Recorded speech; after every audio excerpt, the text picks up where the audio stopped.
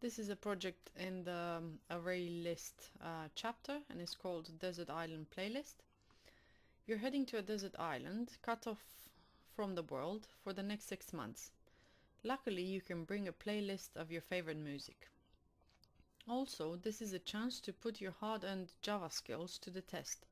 Your mission, should you choose to accept it, is to build a playlist.java with the best possible playlist of music using a Java array list.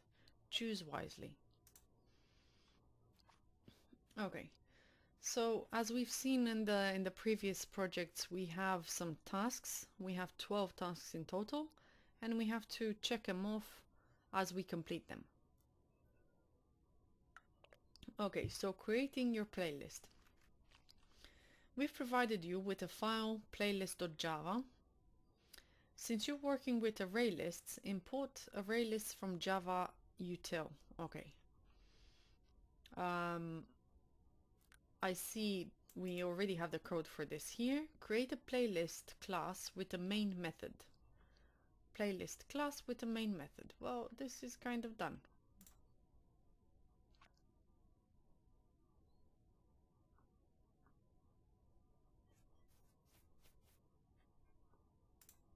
Okay, let's go on to task number 2, and it says inside main, create a new array list called Desert Island Playlist.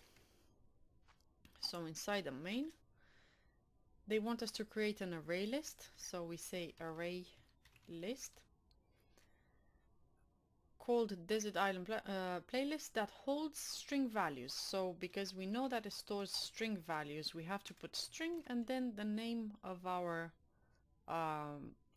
variable, and we have to say new array list, and then we're gonna put in angle brackets the type of the elements that our playlist is gonna store, and we end it with parentheses and a semicolon. Okay. All right. Now, if we go on to task number 3, it says it's time to add songs, or let's save this one. Time to add songs. Use the add method to add several, more than 5, of your favorite songs to our variable that we've just created here. So we're going to use the name of the variable. We're going to use the add method. And instead of debating too much over the titles and all that, I'm simply going to put song 1. And I'm going to repeat this. I'm going to copy this line of code, and I'm going to more than 5 we have to add. I'm going to add say 6 then. So 4, song 5, and this will be song number 6. Okay. To add several, more than 5 of your favorite songs to the list. Okay, fine. So we've completed this task as well. It says check out your personally curated selection of music by printing the playlist to the terminal. Then run your code. Okay, so what we need to do is to use the system.out.println, and we're going to use the name of the variable that stores all the elements. I'm going to save this, and it says to run the code. Okay, let's see if we remember how to run a Java file from the terminal. So first we have to use javac, and then the name of our actual file, in our case is playlist.java, and this would be to compile our file. Okay, I'm gonna press enter, and at this point we have the playlist class. So after we've just run this line of code here in the command prompt, the compiler javac has created a class file, so has created a playlist.class file, which we can run by using java and then the name of the playlist, or not the name of our file, which in our case is playlist. And that's all. We don't need to put anything more at the end. Okay. And of course, we are getting the elements that we have stored inside our variable here. So we have song 1 to 6. Song 1 to 6. Okay. We've run the code as well. Fine. Let's cut it down. Yikes, it turns out you can only bring 5 songs now. You'll need to make some cuts. First, check the number of songs on your playlist using the size method. Print the number to the terminal. Okay. So, let's see. We first need to check the number of songs, and then we have to print this one. So to check the number of songs, we have to use the name of the variable, and then we call the method whose name is size. Okay, so we call this method, and we also have to print it out. Okay, so we have to use the system.out.println to get the size of our playlist. Okay, I'm gonna save this one, and probably we have to compile again. We have to run it again, and we're getting 6. Okay, so whenever we are making any changes to our actual file, we have to compile it again by using the javac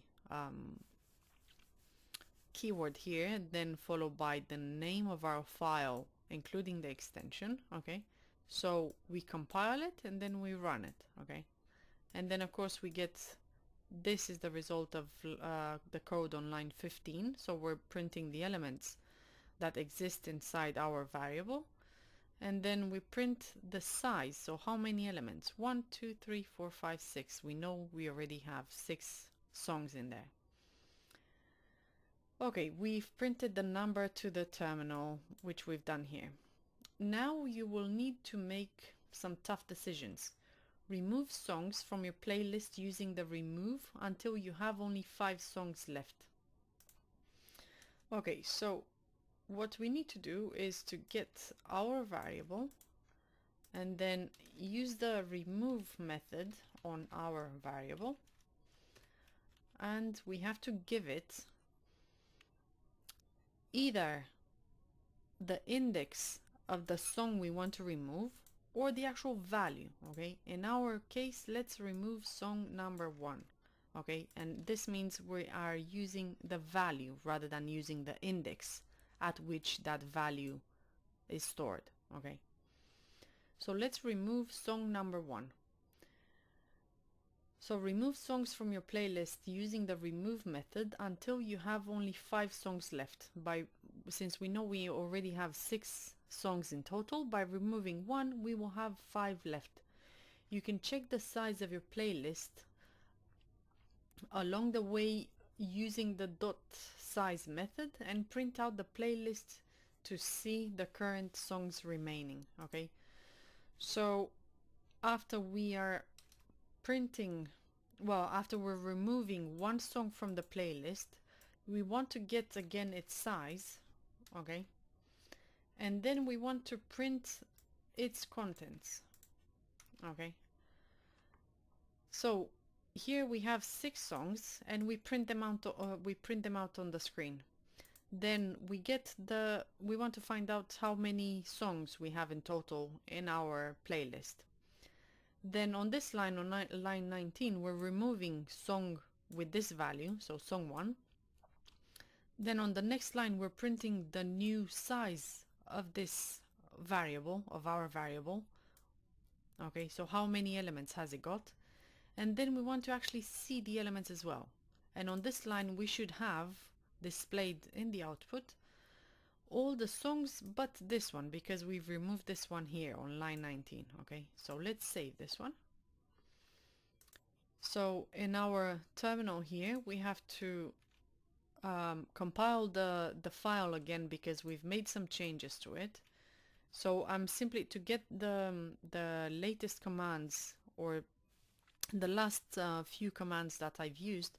I position the mouse cursor inside the terminal here, and I press the up arrow on my keyboard, and it comes up. You can shuffle through them by alternating between the upper keyword and the lower keyword, okay, on the keyboard. Okay, so we want to compile this one again, java c playlist.java. So here we've compiled our file, and now if we want to run the newly compiled file, we will do this. Okay, so let's see, this line of code is the result of the code that exists on line 15. So it says display the elements that are stored in this variable. Fine, it displays the songs from 1 to 6, okay? All these elements. Then we're getting printed as 6. What does this come from? Well, this comes from line 17, because it says, in my playlist, tell me what is the size, or how many elements are stored in there. 1, 2, 3, 4, 5, 6. Therefore, we have a 6 printed out here. Then on the next line, we have printed a 5. Why is it printed a 5? Well, because on line 19 we're saying, okay, remove this song, remove this value from my playlist, which it has, and 5 comes as a result of line 20, where we say, print me on the screen the size of my playlist, also given that we have removed already this song here, okay, we have removed this value. So if before we had 6, now if we have removed an element, of course we have 5 left. Then we have printed on the screen song 2, 3, 4, 5 and 6. And why this? Well, because it says on line 21, print me the contents or the elements of our variable, or the elements that are stored in this variable. And how many do we have? Well, we have these starting from song 2 all the way to song 6. Why don't we have song 1? Well, because we've removed it, okay? So at this point we can also check the task number 6 as we have completed it. Alright, okay, now we're gonna have a look at task number 7, and it says you've grown a little bored of the playlist order. Fortunately, you can change up the array list. Pick out 2 new songs whose order you'd like to swap. Okay, this part is a bit trickier, so start by reading the steps you'll take to make the switch. Okay, so the solution I've come up with for the swap song task kind of addresses the task number 7 and pretty much the rest of them. So the whole purpose of this task was to choose any 2 songs and then get their indexes. Each index is gonna be A respectively B, so just a notation to keep track of who's who. Okay, and then the purpose of this task was to shuffle them around. So essentially what I've decided to do, I've decided to swap this song, which is song number 5, to swap its place with song number 6. So if we were to run again this printout on the screen with the elements of this variable, we would have song 2, song 3, song 4, and then here we would have song 6 and then song 5.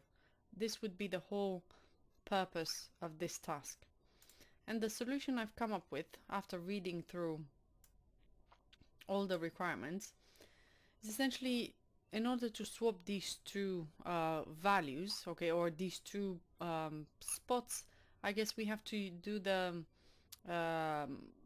we have to create a temporary variable, okay, which they give us a hint already here that we should do. We have to create a temporary variable to store one of the values and then do the swap like that.